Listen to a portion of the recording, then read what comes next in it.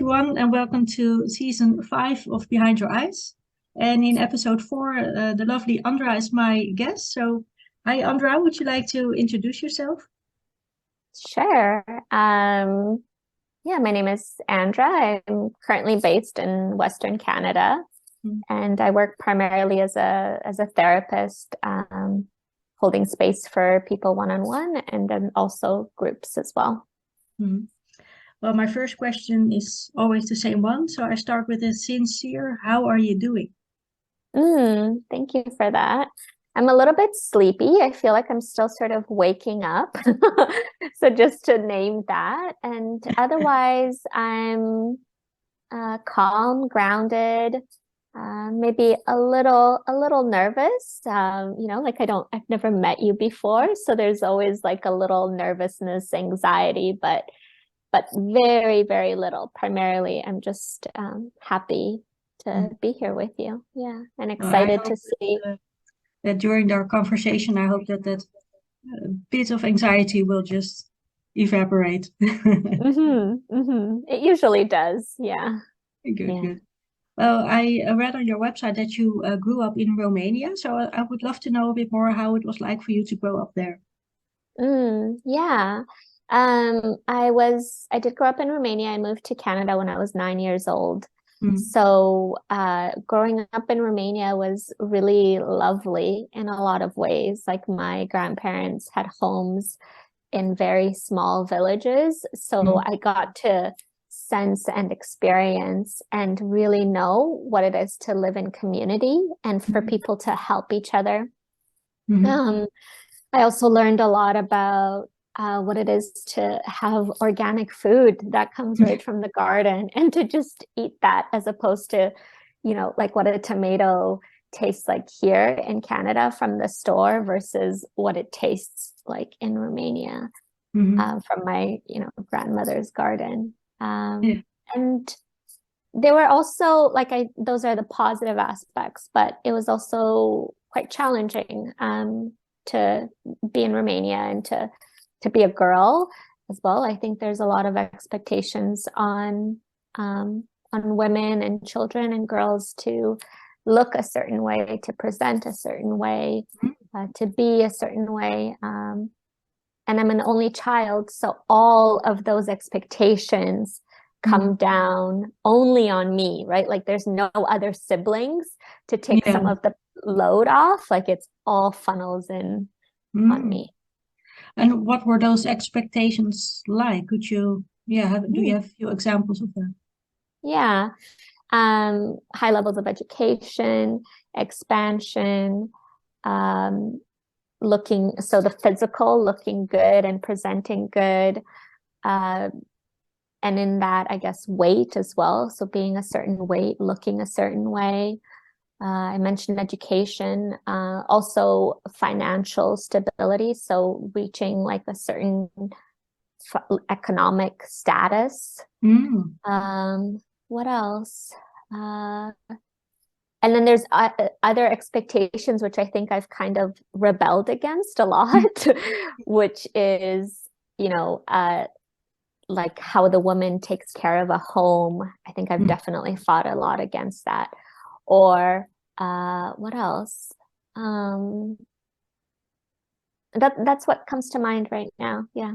But that's quite a lot though.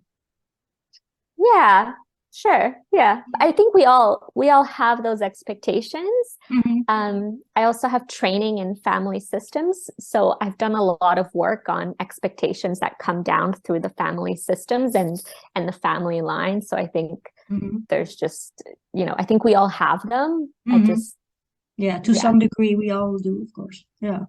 yeah, yeah. How did you break those expectations or Mm, urge? a lot of work. Yeah. Yeah, a lot. Yeah. Yeah. So I've been on a healing journey for uh gosh, over 10 years. Mhm. And initially it was just sort of meditation and yoga and coming into the present moment. Mhm. And then it started being group therapy and one-on-one therapy, And yeah, just a lot of work, like experiential stuff, breath work, like I already mentioned, yoga, meditation,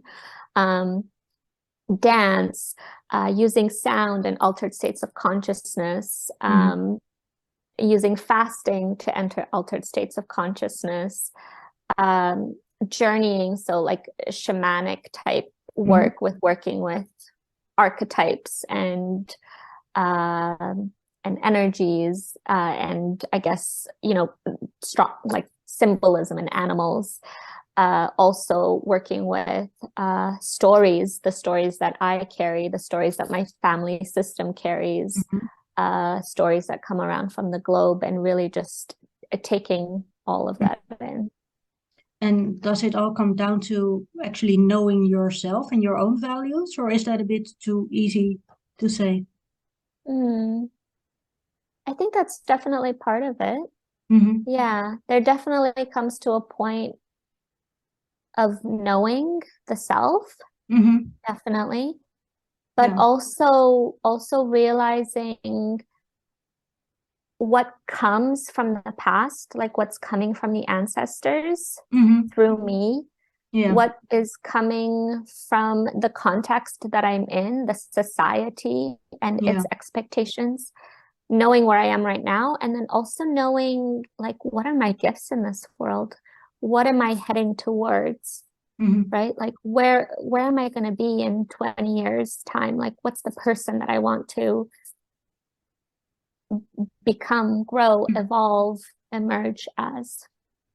Yeah, because I can understand that it's quite hard to separate what your values are and your own, Mm. your core values are actually from you and not the values from everyone around you. So Yeah. yeah, it must be difficult to differentiate between, okay, what is actually mine and what Mhm. is not mine. Yeah, definitely. I think that's such a powerful question on so many different layers, like Hmm. what is mine and what is personal and what is impersonal, if I can add that language to it. Yeah. Definitely. And I think in that comes a lot of like boundary work and Hmm. realizing, what is me and what is you. Oh yeah, absolutely. And boundary work is, I think, essential when it comes to self-care and mental health care. Yeah, and spiritual care as well. Absolutely. Energetic, like working with our, if we're looking at the nervous system and realizing like what is energetically mine and what is yours. Yeah, yeah. It's a lot of layers of work, that's for sure. It is. Hmm. Yeah. But also an interesting journey, right? I hope so. Hmm. Yeah. I mean, I'm really enjoying it. Hmm.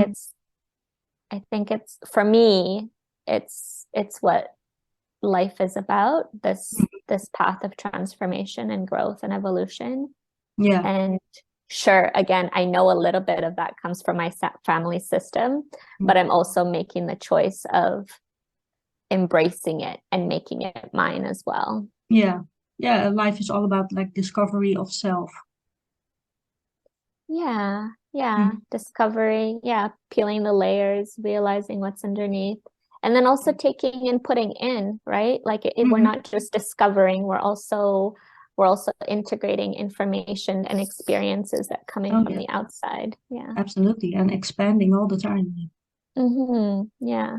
Yeah, So I expanding and also contracting. read on your website that you, when you were in Romania, you also felt a lot of connection to nature. So Hmm. yeah, was that also like very important to you in your healing? Definitely. Yeah. As a child, I was really attracted to animals and the earth.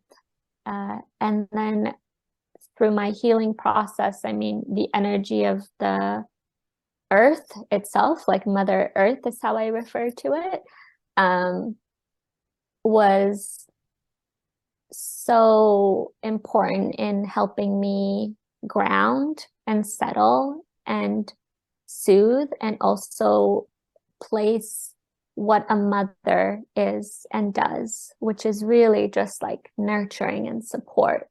So Hmm. having that archetype of the mother be and placing that archetype as the Mother Earth and having that be really expansive and supportive and healing for me was, I mean, a huge, huge part for me. Yeah, And is it still to this day?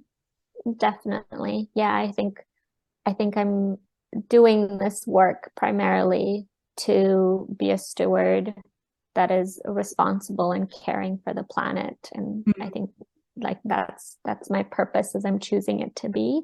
That I'm, that I take on the archetype of the healer in therapy for ultimately the healing of the earth and how our relationship with That's beautiful.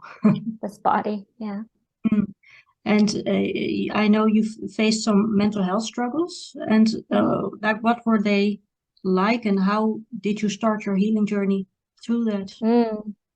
That's a big question. Let me see if I can. I mean, primarily, I was facing depression and I was having suicidal ideation. So I started contemplating what it would be like to end my life. And this happened in my early 20s. And I was just general existential dread. Like, why am I here? What is my purpose? What am I doing with this life that's, that I have here? It felt so bad that I was like, well, what would it be like for me to just end it, right? And then once I started actually planning how I might commit suicide, then I woke up.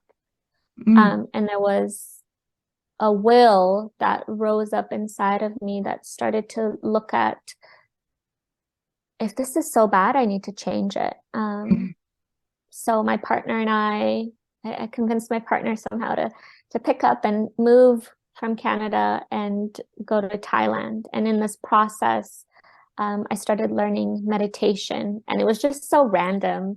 Like a secondhand bookstore was having a sale, like they were closing down, and they were selling all these books, and I just picked up like 3 books on meditation just randomly, and more specifically like Buddhist type of meditation.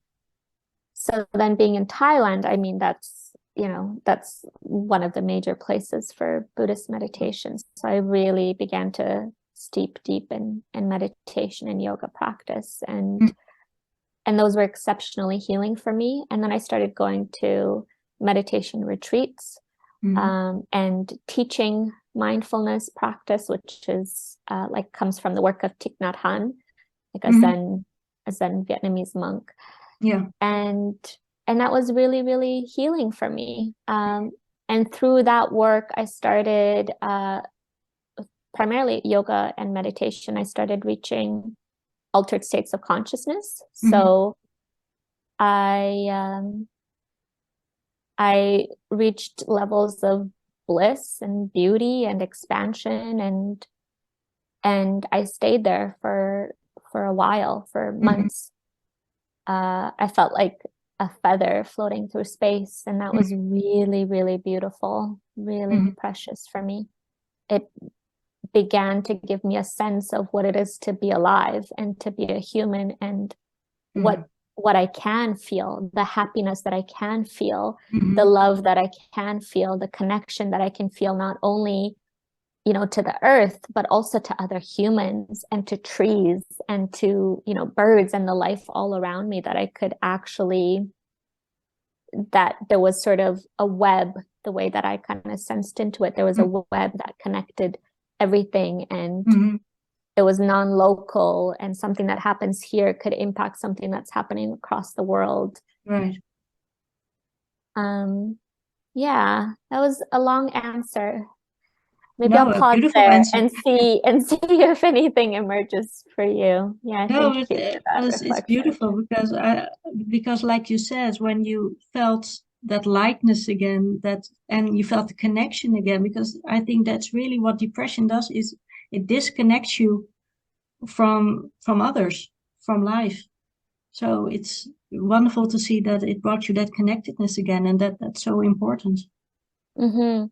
Definitely. Yeah, Yeah, I because did. when you're depressed, I've dealt with depression as well, and you feel so isolated and alone, and like you're the only one dealing with that, which of course is definitely not true, but that's how you feel in the time. So, Yeah.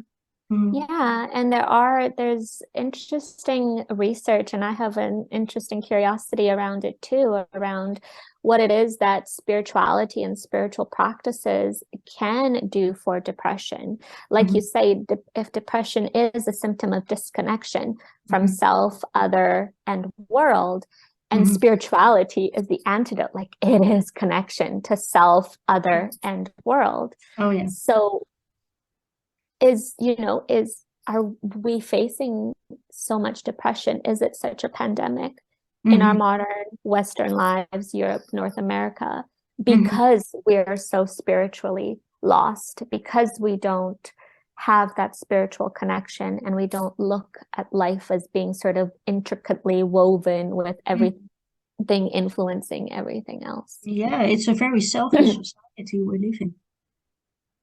Very what, sorry? A very selfish, a very like individual society. Yeah, I also, if I can challenge that a little bit, Of course. I actually think that that is the major story that we're carrying, Hmm. definitely. But what I'm really experiencing and really beginning to understand is that we're not actually selfish. All we really want is just to be loved and to Hmm. extend love out. And that's not selfish. We just don't know how to do it. Hmm. We've gotten lost. Yeah, Yeah, yeah, we've been that's lost. And I think that that's sort of a deeper underlying story that perhaps as humans that we can carry, that we're hmm not selfish, but that we really like we're very, very loving. We hmm just don't know how to show it and how to yeah, feel it. yeah. But like you said, that we are all connected, but sometimes there's just too much disconnect in our worlds to actually feel that connectedness. Yeah. Hmm. Yeah, and that's like when you say that, I can feel some sadness Hmm. because that's really sad that we can't feel that, that we've lost that, right? Yeah, And that's something that's so important for us to live, really. absolutely. Yeah, and I think, but also that's of course my perception. I think there is a shift happening, that we are realizing that more, especially after the years of COVID that we had, where we sometimes had to isolate ourselves and be in quarantine. So I think we are starting to notice it, and that there's a shift happening, and where we are noticing that we are all connected. I mean, that's what I'm hoping at least. I can share that hope and dream with you as well. And as you share that, like I could feel like tingles Yeah, going up my back of of the resonance to the truth in that within my own self and story. So yeah, yeah. And thank you. from your healing journey, you said you've experienced like a spiritual high, but also like a dark night of the soul. And yeah, what was that like for you? Mm. Well, as I was mentioning, like once I reached that intense high of bliss and happiness and love and connection, Hmm. those states don't last. Hmm. Yeah. Yeah. So like Eckhart Tolle, speaks of the awakening and he was sitting on a bench and all of a sudden he was just awake and he just maintained that state. Like, Right. no, that Yeah. doesn't happen. Yeah. That like we reach that state and then we come down. Yeah. Yeah. Yeah. And once we come down, Thomas Merton calls it the dark night of the soul, because in that depth we realize, like, and I realized, like, wow, I don't actually, even though that connection is always there, I Hmm. can lose it. And when I lose it, how alone do I feel? How sad, how much pain and Hmm. suffering it is to be human. Because to be human isn't bliss, love, and expansion, it's also contraction and darkness and pain and suffering. That's Yeah. equally as a part of being human. Yeah. But it was really challenging for me because I didn't have a support system. Hmm. I I didn't know what to do. Like when I approached my meditation teacher at the time, her, and bless her, you know, I do not blame her at all for this. Mm. But her response to me was, "Oh, I don't really know what's happening to you. Maybe there's a book or something that you can read." Yeah. And and unfortunately, that happens to a lot of us, right? Like a lot of us do, you know, maybe we go to a retreat or we do Kundalini yoga or we do very intense intuition practices and meditation practices. And the teachers that are leading these practices actually don't know how powerful they are for some Mm. individuals. And also that it's not just going up, up, up into a high, but that there's also a coming down, a Mm-hmm. contraction, Yeah, right? yeah. That there's an expansion and a contraction. So, um, so there was this falling, Mm-hmm. yeah. And for me, unfortunately, because I was young and naive and I didn't have an elder to guide me, Mm-hmm. I thought it was my fault. I made it about me, and also my Christian, my Catholic Orthodox upbringing, you know, good and evil kind of thing. Right. So Mm-hmm. I made it mean about me. Oh, if I couldn't maintain that state, it's because I'm bad. Mm-hmm. I'm a mistake. I did something wrong. I didn't do enough. I didn't practice enough. Like Mm-hmm. I just went into that state. And then again, it was like, oh, like, am I here again? Am I here in this darkness and this depression and this like, it just, you know, how do I get out of this again? Right. And what was it And extra hard to fall because you experienced such a high, or? yeah, Mm. definitely for me. Yeah. Yeah. Yeah, Yeah. because Because you I knew it was was. months, I was this in this, Yeah. So, sorry. oh no, how did you get back Yeah. from that? I think there's a little bit of a lag. Yeah, sorry about that. Wi-Fi does that sometimes. It No, does. I think we're like back now. like you said, it's when you've experienced such a bliss and a high like that, it is extra difficult to face that low again. So how did you get up from that low again? Well,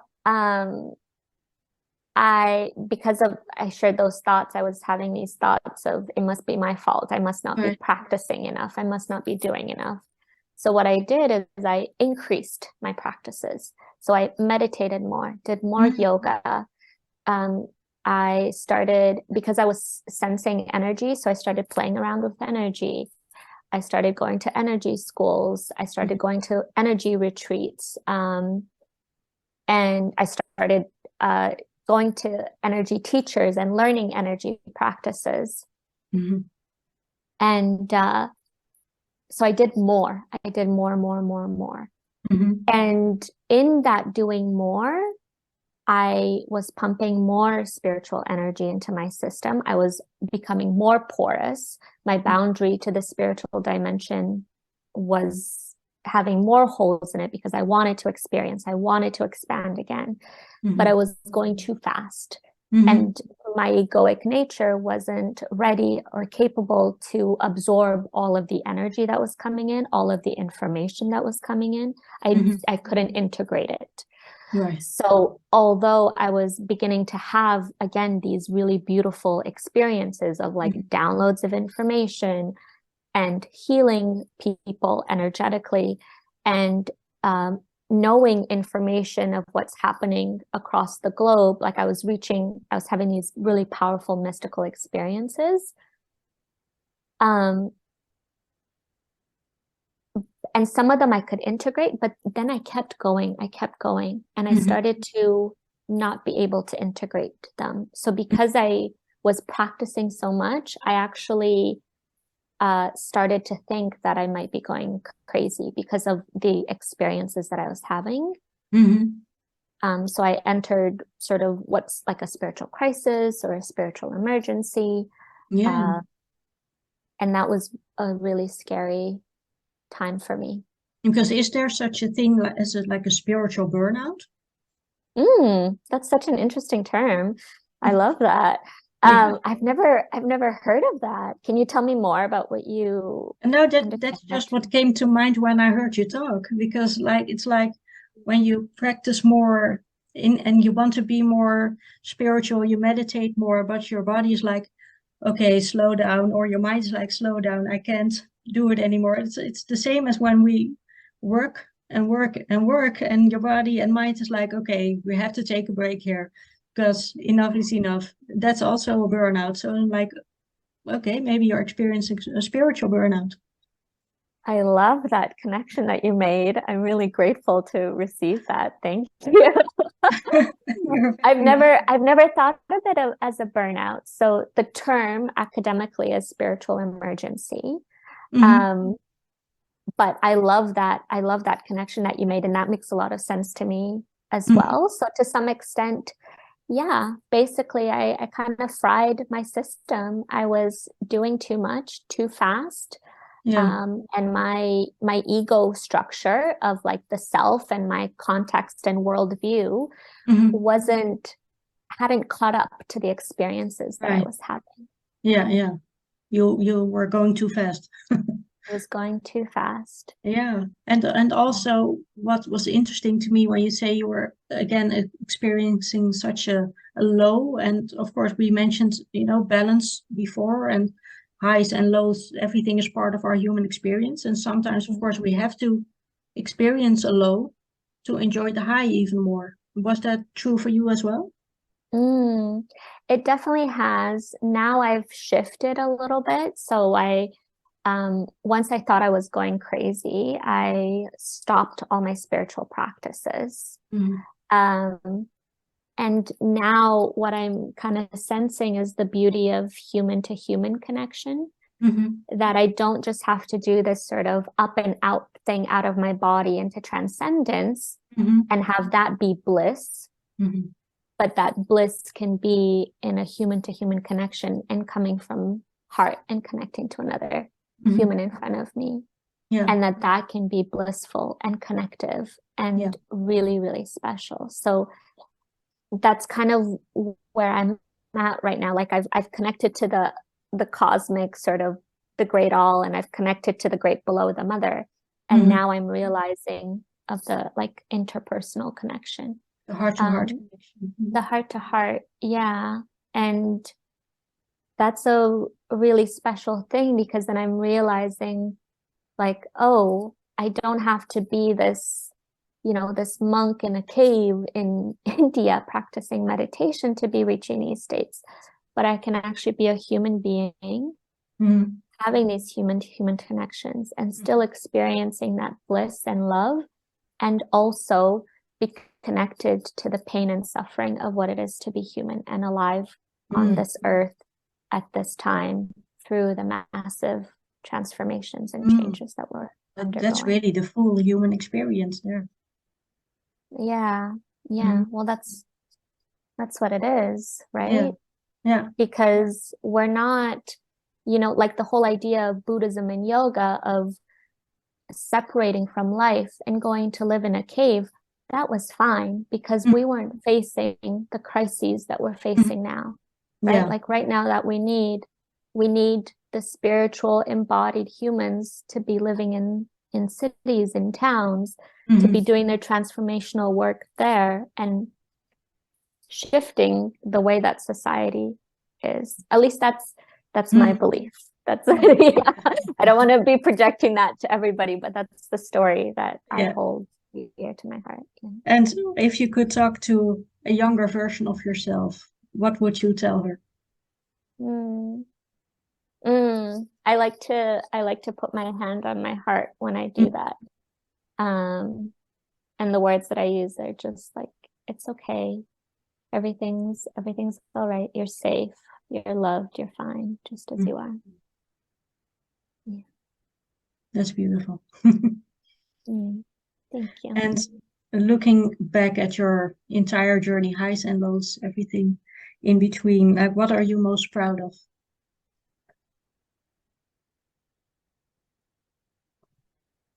what am I most proud of? Mm. I think what I'm most proud of that speaks to the moment right now is the work that I'm doing now around integration and helping other people sort of like not what helping other people embody and integrate spiritual insights, that Mm. love doesn't just have to be something that's done in meditation on our own, but that we can bring that love in our human relationships. Mm. And I'm really, really proud of the work that I've done myself to be able to language it and explain it, Yeah. which I'm like, that feels really good. Mm. It's not completed and it will continue to evolve. But even just to focus on integration work when so many people aren't. Most people are just focusing on get the high, do the breath work, release the emotion, you know, do the dance, do the retreat, experience the bliss, and then come back to life and not Yeah. have any of that. So I'm proud of that. Yeah. And well, you're obviously a coach now, and you help and guide others. And what would you say is at the core or the essence of your teachings? Mm.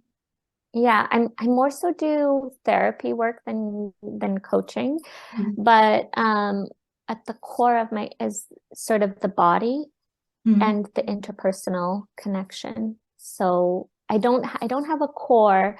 I bring in a lot of different things into my work. So the body, interpersonal feedback, boundary work, family systems, somatic, like nervous system regulation practices, stories, music, like expression. So because my own experience has been so varied, I I like to weave in a lot of different stuff into my work.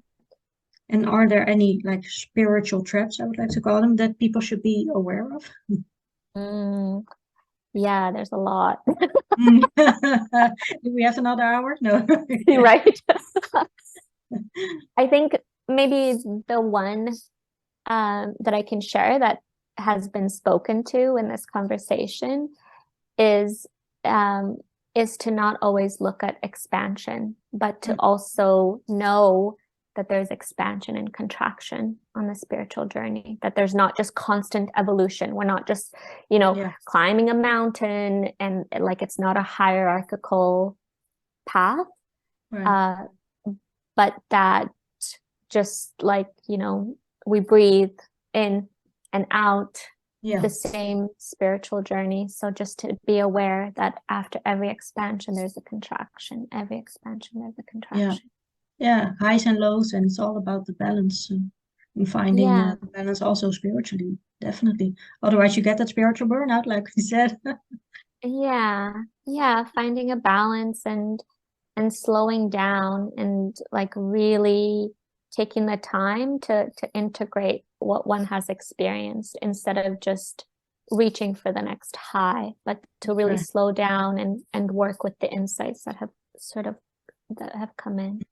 And also Yeah. about, I think, allowing ourselves the process of that expansion. Yeah. Yeah. Allowing ourselves. That's Mm. such a beautiful word there. Allowing, definitely, right? Mm-hmm. Like how much do we hold ourselves back with fear and contraction? And not to say that that's faulty or wrong in any way, because that's a protective mechanism. Yeah. There's reason for why we hold ourselves back. Yeah. But also I love that, like allowing ourselves, Mm. that's open and hopeful and Yeah. yeah. Mm. So my final question is also always the same one, and that is, when are you at your happiest? Mm. When am I at my happiest? Mhm. Um, when I hold group spaces.